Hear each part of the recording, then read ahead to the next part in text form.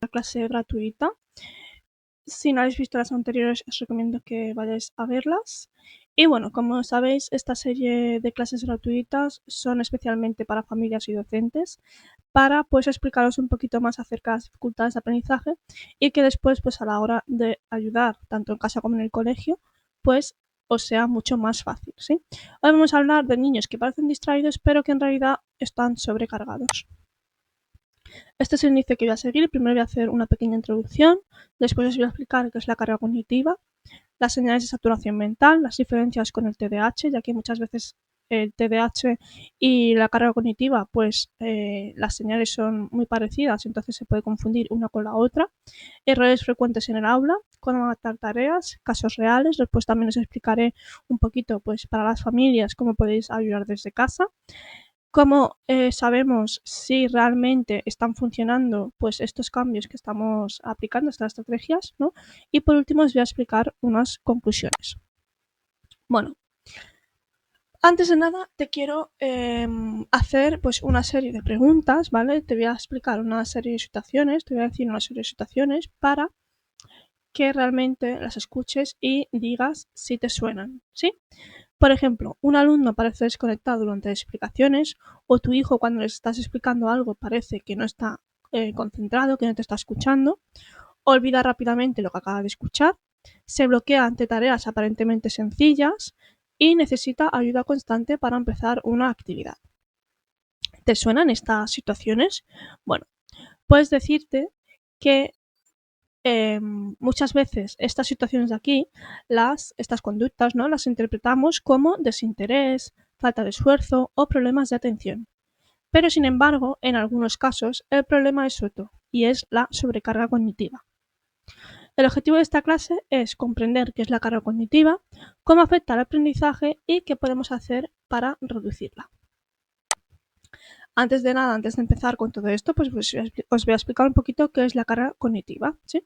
La carga cognitiva es la cantidad de esfuerzo mental que una persona necesita para procesar la información y realizar una tarea. Os voy a explicar primero cuáles son los tipos de carga cognitiva. Encontramos tres. Está la carga intrínseca, que está relacionada con la dificultad de la propia tarea. La carga extrínseca, que está provocada por la forma en la que se presenta la información. Y la carga relevante, que es ese esfuerzo destinado a construir nuevos aprendizajes. ¿Qué ocurre cuando esta carga cognitiva se satura?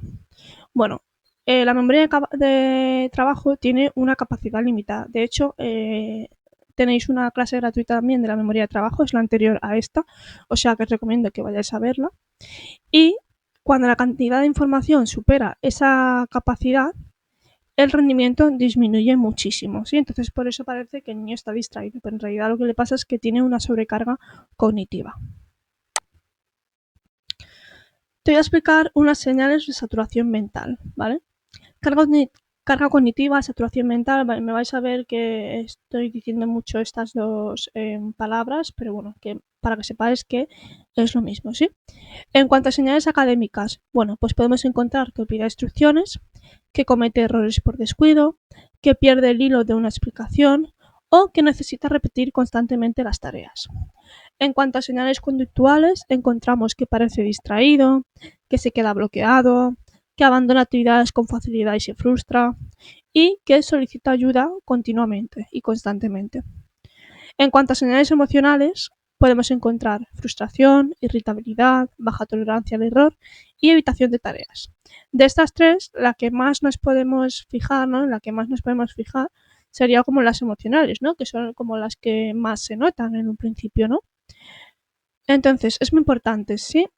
La saturación mental puede parecer falta de atención cuando en realidad lo que significa es que el cerebro está sobrecargado, ¿vale? Entonces, ahora os voy a explicar las diferencias con el TDAH y después vamos a pasar, ¿sí?, a errores frecuentes en el aula. Y ya después os explicaré como estrategias pues, para reducir esta sobrecarga mental. Vale, ¿qué diferencias hay con el TDAH? Está la saturación cognitiva y después está el TDAH. En cuanto a saturación cognitiva, bueno, pues aparece especialmente en tareas complejas. En cambio, el TDAH, las dificultades aparecen en múltiples situaciones. Da igual si las tareas son complejas o son sencillas. en el TDAH aparece esa dificultad, ¿sí? Después, saturación cognitiva aumenta cuando existe el exceso de información y en cambio en el TDAH existe una alteración en la regulación de la atención. En cuanto a saturación cognitiva, mejora al simplificar las demandas y es dependiente del contexto, y el TDAH persiste, como os he dicho antes, incluso en tareas sencillas y tiene un carácter más estable. Algo fundamental es que un alumno puede parecer distraído tanto por saturación cognitiva como por TDAH, pero la causa subyacente es diferente. Vale, ¿cuáles son los errores que normalmente se encuentran en el aula? Así que muchos docentes pues hacen obviamente pues sin querer, ¿no? Dar demasiadas instrucciones a la vez. Por ejemplo, se le dice al niño, venga, va a coger el libro, abrir la página 42, subrayar las ideas principales, después tenéis que responder a las preguntas y corregir los ejercicios anteriores. Si tenéis alguna duda, pues me lo decís, ¿no? Y ya dejas a los niños que hagan pues esa tarea. Claro, cuando tú le dices como le dices esta información así de la nada, le dices si tienes alguna duda me lo dices, obviamente al decirlo todo tan rápido, el niño solo va a coger la primera idea de coge el libro y después lo de abre la página 42 y raya las ideas principales, responde a las preguntas y corrige los ejercicios anteriores, ya se lo habrá olvidado completamente y te van a estar constantemente llamando porque no han sabido coger el mensaje este, ¿no? Pues de que las otras insignias, ¿no? Las otras consignas que tienen que hacer, ¿no? Entonces es importante pues ir paso a paso, ¿vale? Esto también lo que puedes hacer es apuntarlo a la pizarra, ¿no? En vez de coger el libro, que eso sí, le puedes decir, coge el libro, vale, y después apuntas, abrir la página 42, leer el texto y subrayar las ideas principales, responder a las preguntas, y cuando ya hayan hecho cada uno de ellos todo esto, vale, pues venga, va, ahora vamos a corregir entre todos los ejercicios anteriores, ¿sí? Después, otra cosa muy importante es que, otro error, perdón, muy frecuente, es que se hacen explicaciones excesivamente largas. Y cuando estas explicaciones son tan largas, la información que se le da al niño supera la capacidad de procesamiento del alumno. Entonces llega un momento en el que el alumno desconecta, se satura y ya parece como que no está escuchando. Realmente él está intentando prestar atención, pero esa información que tú le estás dando más a él no se le va a quedar en la cabeza, por eso parece distraído. Otro error muy frecuente es que se sobrecargan mucho los materiales, ¿sí? Mucho texto, un exceso de imágenes y una organización poco organizada. Es importante que para este tipo de niños la información que se dé sea información relevante para su aprendizaje, que no haya como mucho texto, ¿no? Que sean textos breves, que la información obviamente esté organizada, ¿no? Y que hayan imágenes, pero que las imágenes sean visuales, que estén relacionadas con ese texto, para que el niño pues pueda comprenderlo de una manera más visual. Y ya otro error muy frecuente que se hace es no comprobar la comprensión. Es decir, que un niño escuche una explicación no significa que, y no te garantiza que el niño la haya comprendido. Entonces, ¿qué tienes que hacer? Bueno, pues una vez tú le has explicado esa información, ¿no? Tienes que hacerle preguntas relacionadas con esa información que tú le has dado. Por ejemplo, pues si estás hablando de las jirafas, ¿no? Vale, pues tú le hablas, ¿no? Pues de cómo es una jirafa, de qué tipo de animal es, de qué come, de dónde vive, ¿no? Pues una vez que tú le has explicado esa información de la jirafa, de ese animal, le tienes que hacer preguntas, ¿no? Por ejemplo, venga, ¿dónde vive la jirafa? ¿Cuánto come? ¿Qué come, perdón? ¿Cuánto pesa? No sé, ¿a qué animal es más fuerte, la jirafa o sí? Hacerle preguntas relacionadas con el texto. De esta forma comprobará si realmente esa información que tú le has dado anteriormente la ha comprendido. Es importante no confundir la saturación con falta de interés y interpretar incorrectamente las dificultades del alumno puede hacer que se retrase una intervención adecuada. Por tanto, si realmente no sabes si un niño puede tener exceso de carga cognitiva o TDAH, bueno, pues lo que puedes hacer tú como profesor o bien como padre, ¿no? Hablar en este caso con el profesor, ¿no? Y que el profesor hable con el equipo de orientación y que el equipo de orientación pues vaya un día al aula, haga una observación directa de ese niño en concreto y a través de esa observación directa pues si tiene que hacerle algún tipo de test, de prueba y tal, pues se le puede hacer para de esta forma pues aclarar si realmente ese niño tiene sobrecarga cognitiva o presenta algo más, ¿sí? Y a partir de aquí pues que puedan dar pautas para pues poder ayudar a ese niño con dificultades de aprendizaje. Vale, entonces, ¿cómo adaptar las tareas? Esto es lo que os he dicho ahora hace muy poquito, ¿sí? En el, bueno, donde hemos estado ahora, lo que os he estado explicando. Primero, simplificar instrucciones, ¿vale? Dar una indicación cada vez, lo que os he dicho anteriormente, ¿no? Esto, bueno, pues primero, venga, va a coger el libro. Abrir la página 42. Vale, ahora leeros el texto en voz baja. Cuando ya lean el texto, venga, va, ¿habéis leído el texto? Sí, no, no sé qué, vale. Cuando ya hayan leído todo eso el texto, venga, va, ahora subrayar las ideas principales del texto, ¿no? Que se lo vuelvan otra vez a leer y que subrayen las ideas principales. Una vez que ya la hayan subrayado, vale, ahora responder a las preguntas, ¿sí? Entonces, una vez que hayan ya respondido todos a las preguntas, pues se corrigen los ejercicios anteriores. Fragmentar actividades. Sí, es importante dividir las tareas largas en pequeños pasos. Como os he dicho anteriormente, ¿no? Esa tarea que es tan larga, que tiene tantos pasos, tantas instrucciones, pues dividirlas en pequeños pasos. También para niños con sobrecarga cognitiva, con TDAH, con TEA y tal, pues es importante utilizar apoyos visuales. Son niños que aprenden muchísimo mejor a través de la vista, a través de apoyos visuales. ¿Cómo? Pues a través de esquemas, de listas y de organizadores gráficos. También, como os he comentado anteriormente, es importante reducir la información necesaria. Eliminar elementos que no aportan nada al aprendizaje del niño. Es importante que esa información sea breve y que realmente todo lo que contenga esa información sea relevante para el aprendizaje del niño. Después es importante, como os he dicho antes, verificar la comprensión, ¿sí? Explicar y pedir al alumno, mejor dicho, que explique qué debe hacer antes de comenzar pues, esa tarea.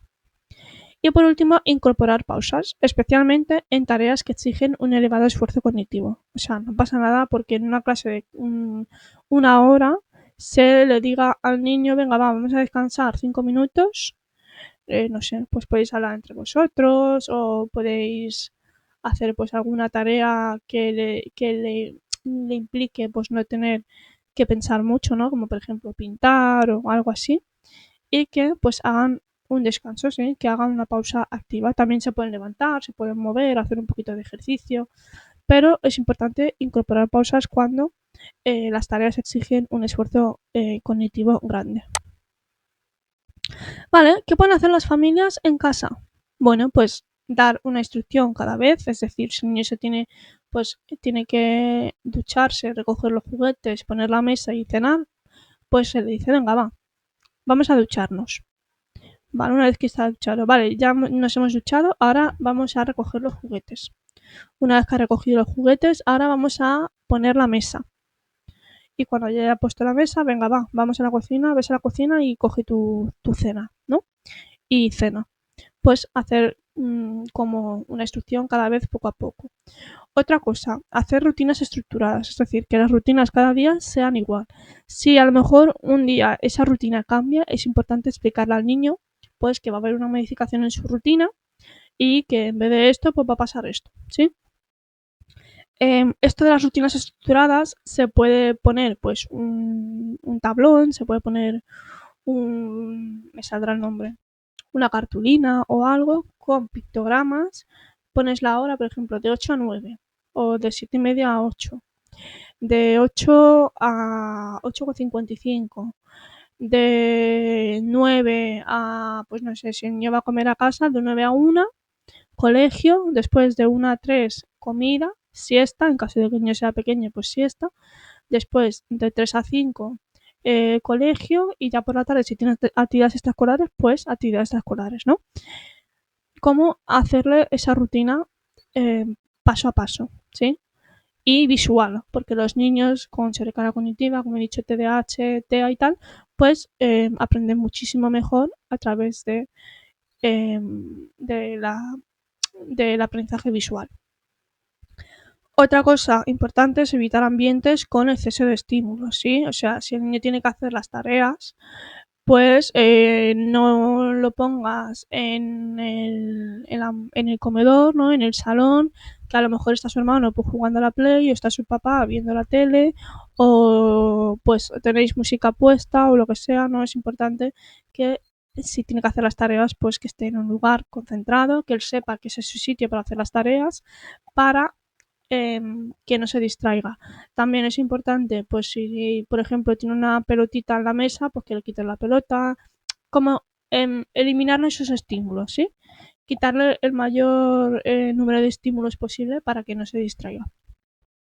Otra cosa muy importante, como he dicho, en las estrategias para el colegio, es importante que se le permitan descansos, ¿vale? Si a lo mejor una tarea es muy compleja o ya no hace falta que sea compleja, ¿no? Pensar que los niños pasan muchísimo tiempo en el colegio y una vez que terminan el colegio, si aparte tienen más deberes para hacer en casa, obviamente no va a tener la misma energía que tenía a las 9 de la mañana, ¿no? Va a estar sobrecargado de información y sobrecargado pues de mentalmente, ¿no? Entonces, si tú ves que un niño en ese momento pues no está receptivo y no sabe cómo hacer una tarea, no le exijas, ¿sí? Permite descansos. Si, por ejemplo, no ha merendado, pues que meriende primero, que descanse, ¿no? Y después, venga, vamos a ponernos a hacer las tareas, ¿no?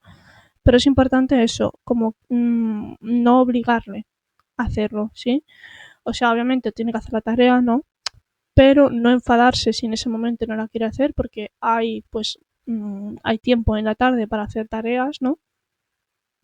Y sobre todo eso, importante, ¿no? Reforzar el esfuerzo y no los resultados, porque muchas veces nos fijamos más en, en el resultado que no en el esfuerzo y es importante que se refuerce ese esfuerzo que el niño está haciendo pues para hacer la tarea. Vale, te voy a explicar qué pasa cuando dividimos una tarea, ¿no? El poder que da la segmentación de las tareas.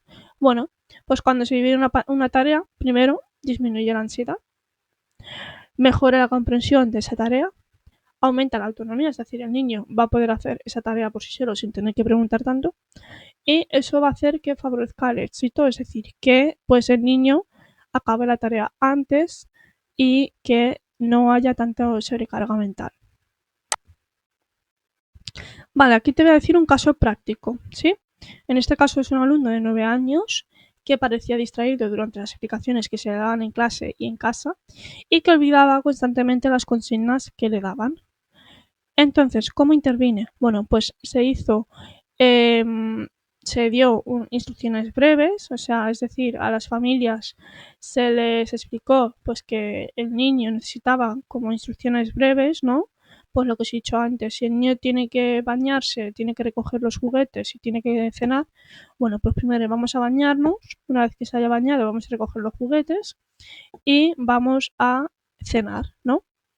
Todo esto ayudándose a través de apoyos visuales, como os he dicho, un plafón con pictogramas y con un horario con las diferentes horas del día y pues que el niño lo pueda ver más visual. Y por último, dividir las tareas en pasos, ¿no? Pues lo que os he dicho anteriormente, si tienen que hacer 3 tareas, pues esas 3 tareas hacerlas poco a poco, paso a paso. ¿Cuál fue el resultado? Bueno, pues una mayor autonomía y una reducción de errores. Obviamente esto no fue todo el primer día no se dio eh, pues todo bien, ¿no? El niño no hizo todo bien, pero obviamente pues poquito a poco hay que ir reforzando sobre todo el esfuerzo, ¿no? Y poquito a poco pues el niño la verdad que fue cogiendo una mayor autonomía y pues fue reduciendo esos errores. Vale, ¿cuáles son las señales de que estas adaptaciones que estamos haciendo, estas estrategias que os he dicho anteriormente, funcionan? Bueno, pues primero comienza antes las tareas, se muestra mucho más seguro, cometes menos errores, solicita menos ayuda y mantiene mejor la atención. Vale, este es un mensaje final que os quiero lanzar, ¿sí? Cuando un niño parece desconectar, no siempre debemos preguntarnos ¿por qué no presta atención? a veces la pregunta correcta es, ¿lo estoy pidiendo más de lo que su cerebro realmente puede procesar en ese momento? Y os quiero dejar este mensaje final, ¿sí? Entender la carga cognitiva nos permite mirar más allá de la conducta y comprender realmente las necesidades de aprendizaje de nuestros alumnos, de nuestros hijos, ¿sí? Porque detrás de muchos niños que parecen distraídos, encontramos niños que simplemente están saturados mentalmente. Bueno, hasta aquí llegamos a la clase de hoy. Yo espero que os haya gustado. Si os ha gustado, ya sabéis, le podéis dar like. Si tenéis alguna pregunta o cualquier comentario que me tengáis que hacer, pues me lo podéis dejar en comentarios. Y bueno, pues recordar que os podéis suscribir, que es totalmente gratis. Yo continuaré haciendo este tipo de clases más a menudo. Y nada, que espero que realmente os haya gustado, que hayáis aprendido y nos vemos próximamente en una nueva clase.